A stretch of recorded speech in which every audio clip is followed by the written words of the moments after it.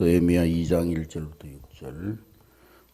우리 한 목소리로 다 같이 봉독합니다. 시작. 아닥사스다 왕 제20년 니산월에 왕 앞에 포도주가 있기로 내가 그 포도주를 왕에게 드렸는데 이전에는 내가 왕 앞에서 수심이 없었더니 왕이 내게 이르시되 내가 병이 없거늘 어찌하여 얼굴에 수심이 있느냐 이는 필연 네 마음에 근심이 있음이로다 하더라. 그때 내가 크게 두려워하여 왕께 대답하되 왕은 만세수를 하옵소서. 내 조상들의 묘실이 있는 성읍이 이제까지 황폐하고 성문이 불타사오니 내가 어찌 얼굴에 수심이 없사오리까 하니 왕이 내게 이르시되 그러면 네가 무엇을 원하느냐 하시기로 내가 곧 하늘의 하나님께 묵도하고 왕에게 아뢰되 왕이 만일 좋게 여기시고 종이 왕의 목전에서 은혜를 얻어 싸우면 나를 유다 땅 나의 조상들의 묘실이 있는 성읍에 보내어 그 성을 건축하게 하옵소서 하였는데 그때 왕후도 왕 곁에 앉아 있더라. 왕이 내게 이르시되 내가 맨날에 다녀올 길이며 어느 때 돌아오겠느냐 하고 왕이 나를 보내기를 좋게 여기시기로 내가 기한을 정하고. 아멘. 문화적인 선진국 사람들과 문화적 후진국 사람들을 구별하는 가장 분명한 차이는 내일을 대하는 태도라고 합니다. 문화적 후진국에 속하는 사람들일수록 내일을 걱정하지 않는다고 합니다. 그래서 오로지 오늘 하루 잘 먹고 잘 살고 이제 즐기고 그것으로 인생의 의미를 찾는다고 합니다. 그 현재한 생활 태도의 차이 하나가 저축의 습관이 없다는 것입니다. 그냥 오늘을 즐기면 되고 오늘을 생존하면 그뿐이라는 것입니다. 미국에서 흑인들의 노예로부터의 해방이 이루어지면서 흑인사회 지도자들이 동료 흑인들에게 가장 힘들어서 가르치고자 했던 것이 바로 저축의 중요성이었다고 합니다. 지금은 물론 훨씬 나아지긴 했지만은 빈곤촌 흑인들의 경우에는 아직도 저축 생활을 몸에 익히는 것을 그렇게 어려워한다고 합니다. 돈이 없어서도 그렇지만 더 중요한 원인은 내일에 대한 혹은 미래에 대한 기대를 갖고 있지 않기 때문인 것입니다. 뉴욕에 가면 슬럼가가 있는데 거기에 가면은 주로 이제 흑인 그 마약 중독자들이 노숙자들이 생활하는 그런 슬럼가가 있습니다. 국가에서 매주 월요일이 되면은 그 사람들에게 한 주간의 생활비를 나누어 주는데 이 사람들은 생활비를 받으면은 벌써 하루 이틀 만에 다 술 먹고 또 뭐 마약 사서 먹고 그러고는 한 주간을 그냥 또 노숙자로 생활한다는 것입니다. 오늘 본문에서 느헤미야는 조국과 조국의 백성들에게 안정되고 가치 있는 내일을 선물하고 싶어 했습니다. 그는 그 일을 위해서 우선적으로 기도하기 시작했던 것입니다. 그러나 느헤미야가 기도를 시작했다고 해서 당장 자기의 조국에 어떤 변화가 나타났던 것은 아니었습니다. 그러나 느헤미야는 포기하지 아니하고 계속 기도하고 있었습니다. 그가 포기하지 않은 유일한 이유는 내일을 잉태하기 위해서였던 것입니다. 조국의 내일을 포기할 수 없었기 때문이었던 것입니다. 그러면 그가 내일을 잉태하기 위해서 해야만 했었던 일이 무엇이냐? 우리는 오늘 그 질문을 통해서 얻고자 하는 대답이 있는데 우리가 내일을 위해 기도할 때에 동시에 할 일이 무엇인가 하는 것입니다. 먼저 우리는 기도하면서 기다려야 합니다. 따라하겠습니다. 기도하며 기다려야 한다. 기도한다는 것은 희망을 품고 기다리는 것을 의미하는 것입니다. 우리가 희망을 버린다면은 더 이상 기도할 필요도 없고 기도하지 않을 것입니다. 느헤미야가 조국을 위해서 기도하기 시작하여 마침내 조국에 들어가서 예루살렘 성을 재건하는 프로젝트에 착수하기까지 4개월 이상의 시간이 걸렸습니다. 오늘 본문 2장 1절에 보면은 아닥사스다 왕 20년 니살월에 이렇게 시작하고 있습니다. 이때가 느헤미야가 예루살렘 성 재건 프로젝트가 시작된 달이었습니다. 니산월이라고 하는 것은 4월이라고 생각하면 됩니다. 그런데 이 일에 대한 기도를 시작한 것은 언제였냐 보면 1장 1절에 보면은 아닥사스다 왕 제20년 기슬러월에 그랬습니다. 기슬러월은 11월이나 12월 그것을 기슬러월이라 그렇게 말합니다. 그러니까 적어도 4개월 이상 느헤미야는 기도했다는 것입니다. 그는 그동안 충분히 기도했던 것입니다. 충분히 기도하면서 충분히 하나님의 때를 기다렸던 것입니다. 4개월 동안 느헤미야 안에 조국의 아름다운 내일이 잉태되고 있었던 것입니다. 그런데 우리 한국 사람들 그리고 우리 한국교회 성도들 같으면은 이렇게 기다리고 있을 수 있었겠습니까? 언젠가부터 우리 한국인들은 잘 기다리지 못하는 민족이 되었습니다. 움직이는 에스컬레이터 앞에서도 조금 더 빨리 가려고 막 뛰어가고 또 이 엘리베이터 안에 들어가서 자동으로 닫히는 그 문이 닫히는 시간을 기다리지 못하고 단추를 눌러야 되는 그런 민족이 우리 한국 민족입니다. 한국 사람들에게 한국어를 배우는 외국인들이 제일 먼저 배우는 단어가 빨리빨리라는 그런 단어입니다. 이런 습관은 우리의 기도 생활에도 영향을 미쳐서 우리는 기도를 시작하자마자 당장의 응답받기를 기대합니다. 소위 인스턴트 문화 시대를 살아가는 우리는 기도조차도 인스턴트식의 도구로 인식하고 있는 것입니다. 그러나 성경은 기도는 시간과 함께 열매를 맺는 하나님과의 교통의 장임을 가르치고 있습니다. 느헤미야 18장 1절 이하에 하나님께서 기도를 가르치면서 누가복음 18장 1절 이하에 예수님께서 기도를 가르치면서 항상 기도하고 낭망하지 말아야 될 것을 억울한 일을 당한 과부가 불의한 재판관을 매일 찾아가서 지속적으로 탄원하는 그런 비유로 가르쳤습니다. 그 비유의 핵심이 뭐냐면은 기도하고 믿음으로 기다릴 줄 알아야 된다는 것입니다. 인자가 올 때 믿음을 보겠느냐 그렇게 말씀하고 있는 것입니다. 그러면 왜 주님께서는 당장의 응답보다 기다림의 과정을 거치게 하시겠습니까? 아마도 그 중요한 이유의 하나는 기도의 응답 그 자체보다 기도하면서 우리가 하나님과 맺는 인격적 관계를 더 중요시하기 때문인 것입니다. 우리는 기도 응답을 돈을 어떤 자동 판매기에 넣으면은 동전을 넣으면은 그 자기가 원하는 물건이 탁탁 나오듯이 그렇게 생각하고 기도합니다만은 그러나 기도는 하나님과 우리와의 관계성에 의지해서 기도하는 것입니다. 우리는 하나님의 자녀로서 아버지 앞에 기도하는 것이고 하나님과 나와의 관계성 속에서 하나님의 응답이 우리에게 주어지는 것입니다. 그런데 우리는 기도 응답을 그저 자동 판매기에 500원 넣으면 커피가 나오고 또 음료수가 나오고 그런 것처럼 관계보다도 어떤 하나님께로부터 내가 얻게 되는 그러한 열매에 더 관심을 맺기 때문에 이 기도가 잘못되어져 있는 것입니다. 재벌 가문이 있는데 재벌의 아들은 아버지의 유산을 빨리 상속받는 일에 무엇보다도 관심을 갖고 있을지도 모릅니다. 그러나 재벌 아버지가 지혜로운 분이라면은 아버지의 아들에 대한 관심은 단순한 재산의 상속이 아니라 아들이 상속받기에 합당한 자질을 갖추고 있는 그런 아들로서 인격적으로 성숙하는 데 관심을 두고 있는 것입니다. 그래서 아버지는 아들로 하여금 기다리게 할 것입니다. 그렇다면 이 기다림의 시간이야말로 아들에게 있어서 내일을 잉태하고 준비하는 그런 시간이 되어져야 할 것입니다. 그러므로 우리가 빛나는 내일을 잉태하려면은 기도하고 기꺼이 기다릴 줄 알아야 하는 것입니다.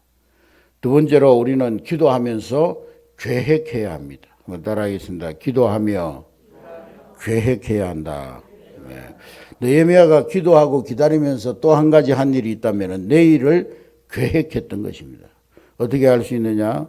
오늘 이 느헤미야가 그가 모시고 있던 왕으로부터 그가 기다리던 결정적인 질문을 받게 됩니다.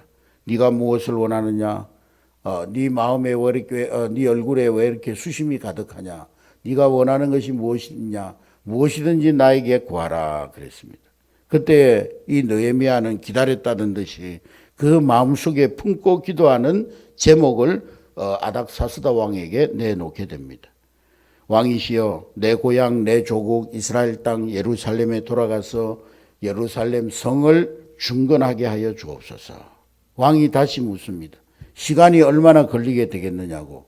이때 6절 마지막 부분에 보면은 그가 기한을 정했다, 그렇게 말씀하고 있습니다. 그는 예루살렘 성 재건 프로젝트가 소요될 시간을 미리 다 계획하고 산출해 놓고 있었던 것입니다. 그렇기 때문에 아닥사스다 왕이 물어볼 때에 그렇게 구체적으로 대답할 수가 있었던 것입니다. 7절 이하에는 그가 왕에게 이 프로젝트의 완수를 위한 구체적인 도움의 리스트를 열거합니다. 이 리스트를 보면은 느헤미야가 그 기간 동안, 기다리는 기간 동안 얼마나 치밀하게 계획하고 준비했는가를 알 수가 있습니다. 그는 우선 왕이 주변 총독들에게 조서를 내림으로써 그가 예루살렘까지 도착하는 일에 장애가 없게 명령서를 하달해 달라고 요청을 합니다. 또 8절 말씀에 보면은 왕의 삼림 감독 압사에게 조서를 내려서 성을 건축하고 또 가옥을 건축하는 데 필요한 충분한 재료들을 공급해 달라고 요청을 합니다. 느헤미야는 미리 치밀하게 설계도를 만들고 그 설계도에 들어가는 모든 재료들을 다 계획했던 것입니다.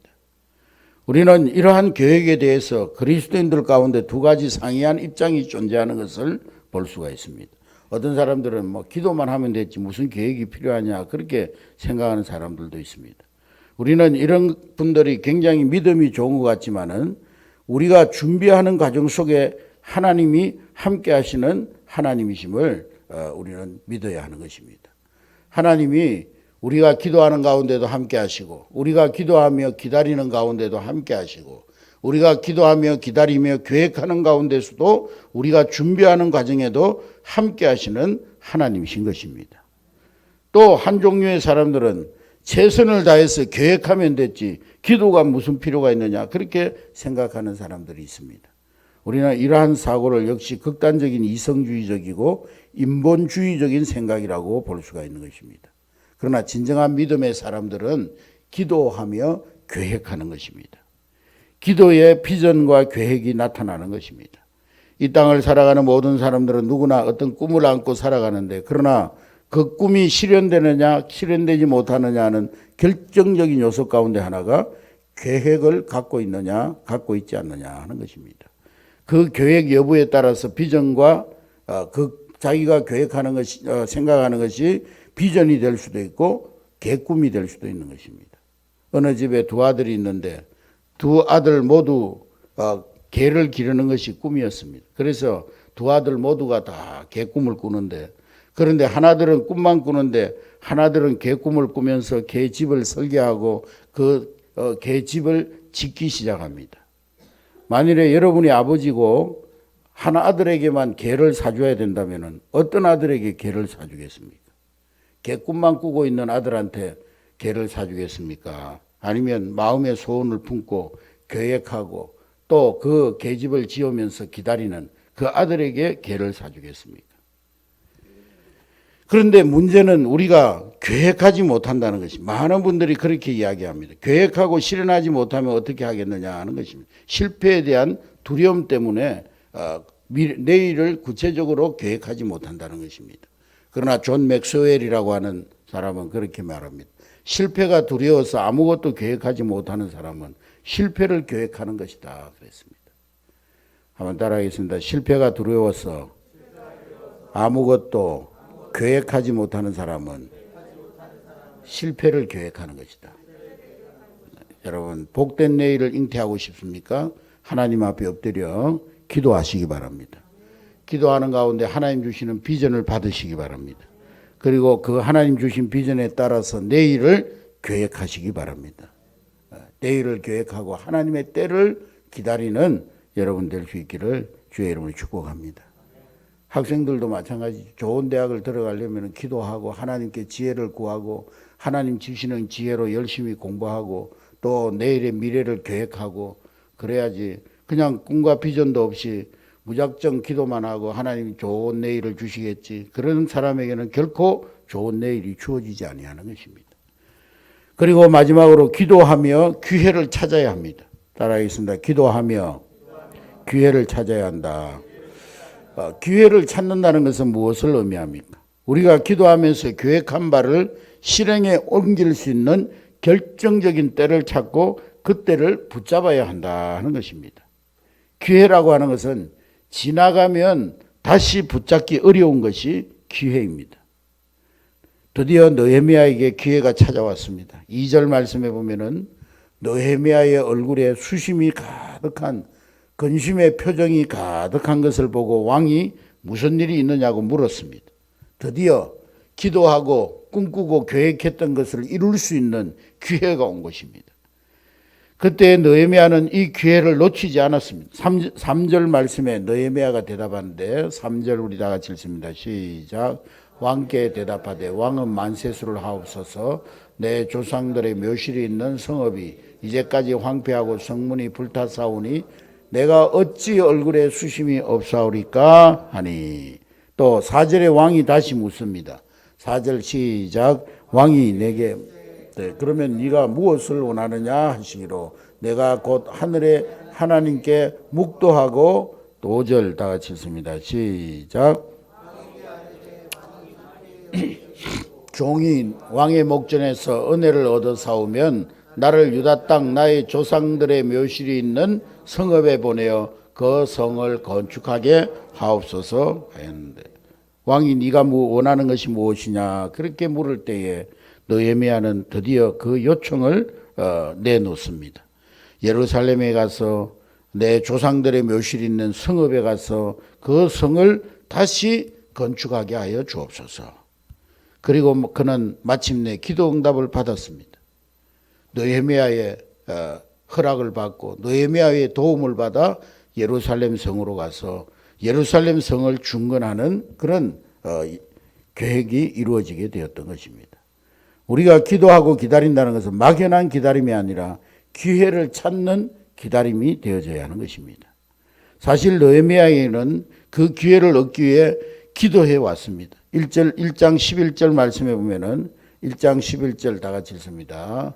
느헤미야 1장 11절 시작. 주여 구하오니 귀를 기울이사 종의 기도와 주의 이름을 경외하기를 기뻐하는 종들의 기도를 들으시고 오늘 종이 형통하여 이 사람들 앞에서 은혜를 잊게 하옵소서 하였나니 그때 내가 왕의 술관원이 되었느니라. 이 사람이 아닥사스다 왕 앞에서 은혜를 잊게 하옵소서라고 기도했습니다. 이 기도는 구체적으로 기회를 얻기 위한 기도였고 드디어 자기가 기도한 대로 그 기회가 도래했던 것입니다. 여러분, 우리가 어떤 분을 전도하고 그분이 구원받기 원하여 기도한다면 하나님 그가 구원받게 해 주십시오라고만 기도하십니까? 정말 그가 구원받기를 소원한다면 좀 더 구체적으로 그에게 전도할 수 있는 기회가 오게 해 주십시오. 그를 만날 수 있는 기회를 주시고 또 그에게 복음을 전할 수 있는 기회가 오게 해 주십시오. 그렇게 기도해야 되지 않겠습니까? 우리가 막연하게 기도하면 하나님께서도 막연한 응답을 주시는 것입니다. 그러나 우리가 하나님 앞에 구체적으로 기도하면 하나님의 응답도 구체적으로 주시는 것입니다. 느헤미야는 기회를 위해서 기도했고 기회가 왔을 때 기회를 잃어버리지 아니했습니다. 성령의 사람들은 하나님이 주시는 기회를 놓치지 말아야 되는 것입니다. 바로 그 기회가 하나님의 뜻을 이루는 기회이기 때문인 것입니다.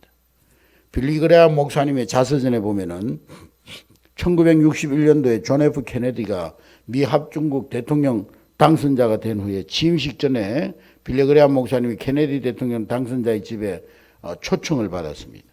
케네디는 빌리그레암 목사님에게 선거 기간 개신교와 천주교의 종교 문제로 갈라진 이 미국 사람들의 마음을 치유하고 하나 되는 일에 노력해달라고 부탁을 했습니다. 그때 빌리그레암 목사님은 목사님, 대통령 당선자님 최선을 다하겠습니다. 그렇게 대답을 했습니다. 그때 갑자기 케네디는 목사님은 예수 그리스도의 재림을 믿습니까? 그렇게 물었다는 거예요. 그래서 빌레그레아 목사님이 제가 다니는 저는 예수 그리스도의 재림을 믿습니다. 그렇게 했더니만 이 케네디 대통령이 제가 다니는 우리 천주교도 그것을 믿습니까? 그렇게 묻더라는 것입니다. 그때 빌레그레아 목사님이 사도신경에 보면은 그 내용이 들어 있습니다. 천주교의 사도신경에도 그 내용이 들어 있습니다. 그런데 우리 교회에서는 별로 그런 내용을 예수님의 재림에 대해서 또 마지막 종말에 대해서 별로 그런 내용을 설교하거나 강론으로 들을 기회가 없었습니다. 목사님께서 저에게 그 예수님의 재림에 대해서 설명해 주시겠습니까? 그러니까 빌레그레아 목사님은 케네디에게 예수 그리스도의 초림, 예수 그리스도의 재림에 대해서 설명을 해 줍니다. 예수님의 초림은 죄 문제의 해결과 세상을 위해서 십자가에서 구주로 죽으시고 부활하시기 위해서 오셨고, 예수님의 재림은 구원받지 못한 인류의 심판과 천국의 완성을 위해서 다시 오셔야 하고, 그때 비로소 인류에게 진정한 평화가 임하게 될 것입니다. 그렇게 설명을 했다는 거예요. 그랬더니만 케네디가 목사님 참 흥미롭군요. 나중에 다시 한번 자세히 듣고 싶습니다. 그랬다는 거예요. 그러고 나서 2, 3년이 지난 후에 빌레그레아 목사님이 케네디 대통령을 국가 조창 기도회 때 다시 만나게 됩니다. 그때 빌레그레아 목사님은 감기에 걸려 있었는데 조창 기도회가 끝난 후에 케네디가 목사님 잠깐 우리 백악관에 가서 저하고 대화를 좀 할 수 있겠냐고, 잠시 목사님께 묻고 싶고 드리고 싶은 말씀이 있다고 그러더라고요.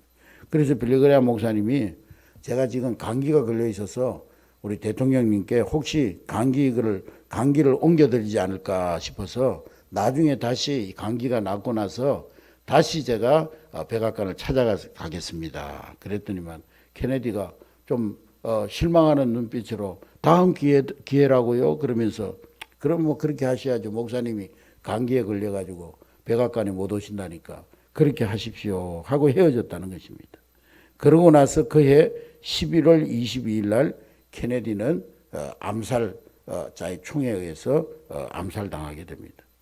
대통령 암살 소식을 듣자마자 빌레그레아 목사님의 머리에 제일 먼저 떠오른 생각이 이 케네디 대통령을 마지막으로 만났을 때 감기로 다음에 이야기하자고 했을 때 다음 기회요 라고 더듬던 그 케네디 대통령의 모습이 떠올랐다는 것입니다. 빌레그레아 목사님에게 이 케네디 대통령에게 복음을 전할 다음 기회는 영원히 오지 않았던 것입니다. 예수님은 때에 민감한 인생을 사셨습니다.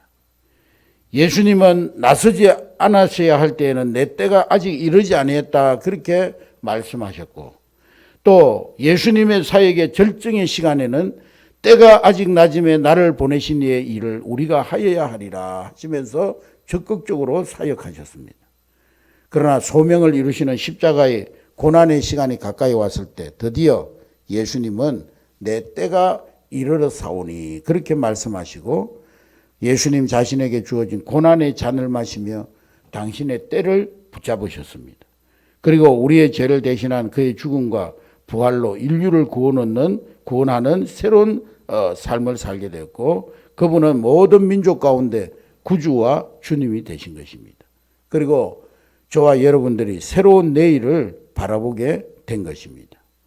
그렇다면 사랑하는 우리 성도 여러분, 오늘 우리의 인생이 아무리 힘들고 어려워도 그분에게 나와 다시 기도하고 다시 예수님이 주실 내일을 잉태하는 자가 되어야 되지 않겠습니까? 여러분, 기도하며 내일을 기다리는 여러분 될 수 있기를 주의 이름으로 축복합니다. 기도하면서 하나님이 주실 내일을 바라보면서 또 하나님이 주신 꿈을 가슴에 품고 하나님이 주시는 원대한 꿈을 이루기 위해서 기도하며 계획하는 여러분 될 수 있기를 주의 이름으로 축복합니다. 그리고 하나님께서 하나님의 때에 기회를 주실 때에 그 기회를 붙잡기 위해서 온몸을 던지는 여러분 될 수 있기를 주님의 이름으로 축복합니다. 한번 따라하겠습니다. 기도하자. 기도하고 기다리자. 기도하며 계획하자. 기도하다가 기회가 오면 그 때를 붙잡자. 할렐루야. 오늘 6월달 주시는 이 말씀 붙들고 하나님 앞에 기도하고 기다리며 계획하고 또 하나님께서 기회를 주실 때 그 기회를 잘 포착함으로 승리하는 한 달 될 수 있기를 주의 이름으로 축복합니다.